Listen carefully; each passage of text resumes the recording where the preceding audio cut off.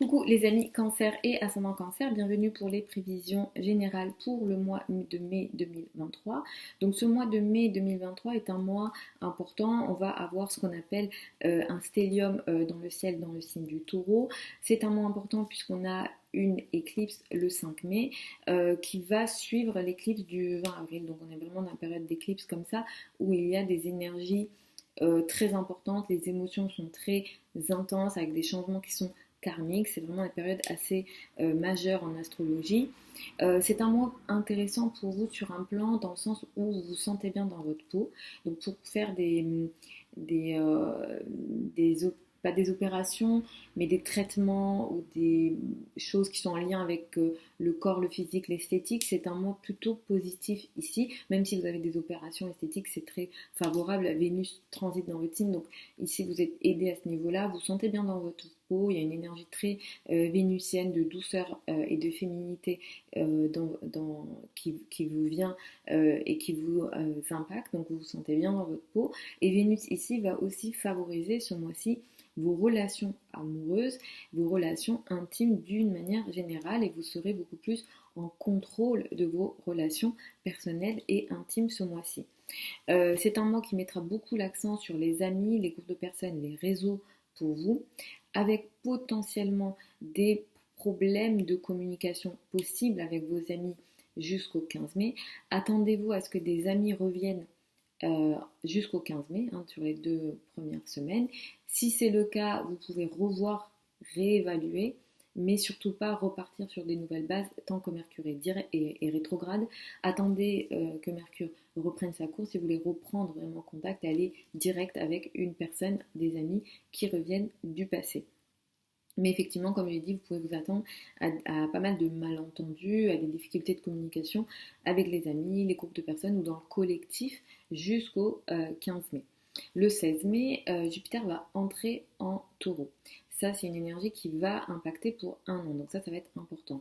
Vous avez une vidéo qui est spéciale que j'ai tournée au sujet de ce transit-là. Donc vous pouvez aller la regarder. Mais globalement, ce qu'on peut dire, c'est que vous allez être de plus en plus dans le social, de plus en plus avec les amis, vous allez attirer pas mal d'amis, de groupes de personnes, vous allez être très, disons, sociable sur la période d'un an qui arrive, et les projets d'ampleur, les projets importants seront assez favorisés et prendront plus de place dans votre vie. Le 5 mai, l'éclipse du 5 mai, elle est majeure, elle est importante. Elle met l'accent sur les relations, vos relations amoureuses, vos relations intimes, vos relations avec les enfants et vos relations dans vos hobbies, dans vos passions, si jamais vous en avez. Il est question ici d'une prise de conscience, vous voyez quelque chose, vous vous rendez compte de quelque chose ici au niveau de vos enfants, de vos relations amoureuses, de vos relations intimes, ou alors il se passe quelque chose dans la vie de vos enfants le 5 mai, autour du 5 mai. Il est question ici d'une énergie qui est uranienne. Il se peut qu'il y ait un tiraillement entre l'amour et les activités sociales également autour de cette date-là.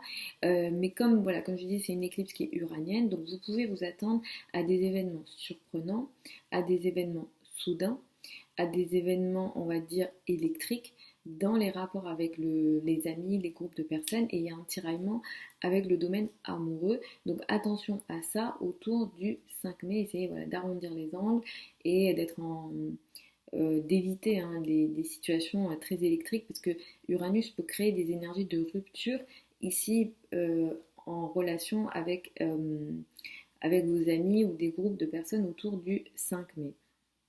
Le 19 mai, nous avons une nouvelle lune dans le signe du taureau.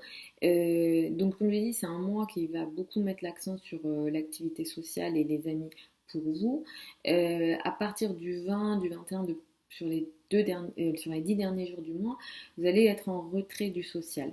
Mais le 19 mai, vous allez entamer quand même quelque chose ici, au niveau de vos amis. Peut-être que vous allez rencontrer de nouvelles personnes, où vous allez prendre des nouvelles décisions en lien avec vos amis, vos groupes de personnes, des groupes de personnes ou dans le collectif, dans les communautés.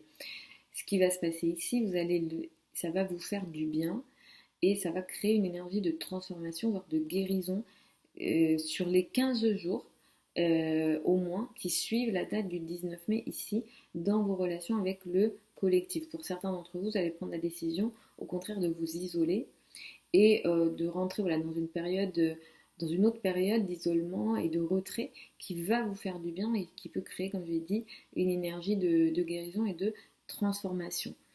À partir du 20 mai, vous rentrez dans une période de 2 mois qui va créer une énergie de combat sur le plan de vos finances, de vos revenus et de vos ressources.